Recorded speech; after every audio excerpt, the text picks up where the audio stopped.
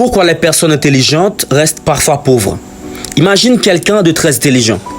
Le genre de personne qui comprend rapidement les choses, qui analyse bien les situations, qui a fait de bonnes études, mais qui, malgré tout ça, a constamment des problèmes d'argent.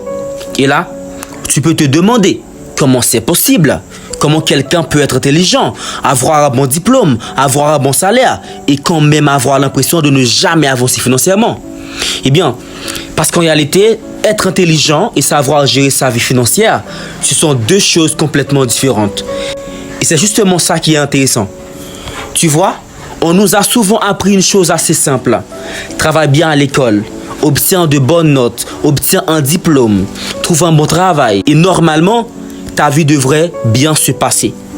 Mais le problème, c'est que personne ne nous explique vraiment quoi faire une fois qu'on commence à gagner de l'argent. Et c'est là que beaucoup de choses commencent à mal tourner. Prenons déjà le premier problème. L'intelligence ne garantit pas la discipline. Tu peux très bien savoir qu'il faut économiser. Tu peux savoir qu'il ne faut pas dépenser tout ton argent. Tu peux même connaître les conséquences d'une mauvaise décision financière. Mais ça ne veut pas dire que tu vas forcément agir correctement. Et ça, c'est quelque chose qu'on oublie souvent. Parce que savoir quoi faire et réussir à le faire régulièrement, ce n'est pas la même chose. Regarde un exemple très simple. Tu sais probablement que manger n'importe quoi tous les jours n'est pas une bonne idée.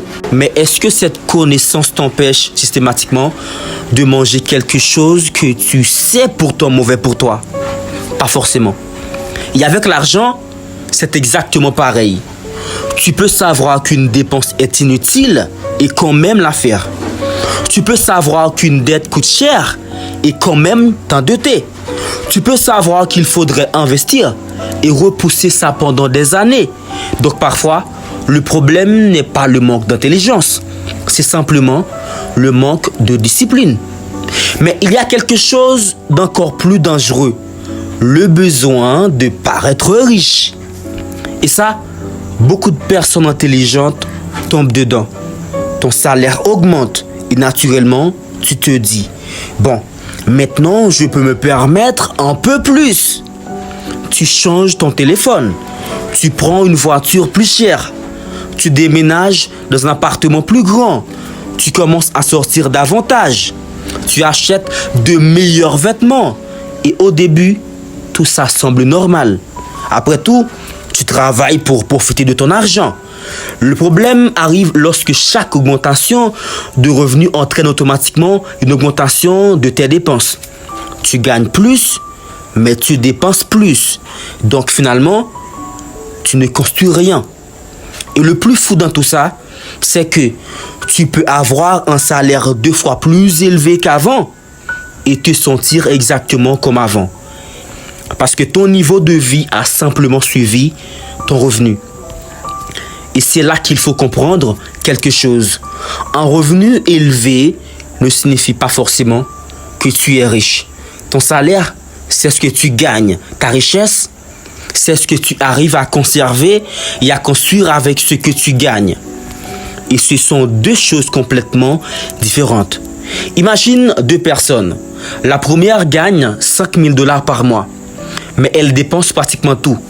Elle a une grosse voiture, un appartement coûteux, beaucoup d'abonnements, beaucoup de sorties.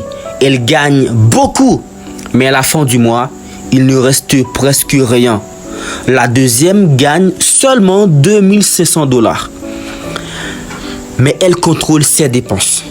Elle épargne. Elle investit progressivement. Elle développe ses compétences. Elle construit peut-être même une petite activité à côté, qui est réellement en train de construire sa richesse. Tu vois le problème? Le chiffre sur ta fiche de paye ne raconte pas toute l'histoire. La vraie question, c'est qu'est-ce que tu fais avec l'argent qui entre? Et maintenant, voici la partie qui m'intéresse le plus. Parce qu'au fond, le problème n'est peut-être même pas financier. Il est parfois psychologique. On grandit dans une société qui nous apprend énormément à consommer. Tu gagnes de l'argent, achète. Tu as une promotion, Achète quelque chose de mieux. Tu es triste? Achète quelque chose. Tu veux montrer que tu as réussi? Achète quelque chose de plus cher. Et petit à petit, tu finis par associer l'argent à une seule question. Qu'est-ce que je peux acheter avec? Alors qu'une personne qui commence réellement à construire son patrimoine finit par se poser une autre question. Qu'est-ce que cet argent peut produire pour moi? Et ça, c'est un changement énorme. Parce qu'à partir de ce moment-là, tu regardes plus seulement l'argent comme quelque chose à dépenser. Tu commences à le regarder comme un outil. Et c'est probablement l'un des changements les plus importants. Tu passes progressivement de comment est-ce que je peux paraître riche à comment est-ce que je peux réellement devenir plus solide financièrement. Tu passes de la consommation à la construction.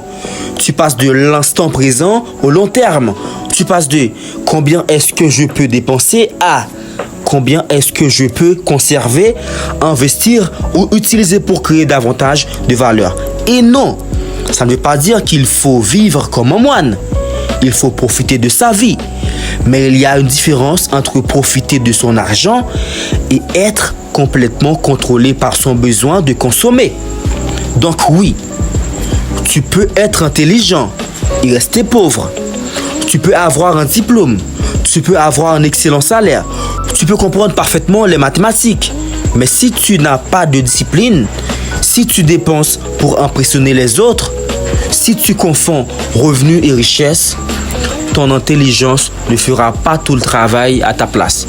Parce qu'au final, savoir beaucoup de choses ne suffit pas. Il faut transformer ce que tu sais en décision et surtout en décision répétée. Alors peut-être que la bonne question n'est pas est-ce que je suis assez intelligent pour devenir riche? La vraie question serait plutôt est-ce que mes décisions quotidiennes construisent réellement la vie que je veux? Et ça, c'est une question que chacun devrait se poser. Si tu veux comprendre davantage les mécanismes qui influencent ton argent, ton comportement et ta manière de penser, alors abonne-toi à Noveris. Merci.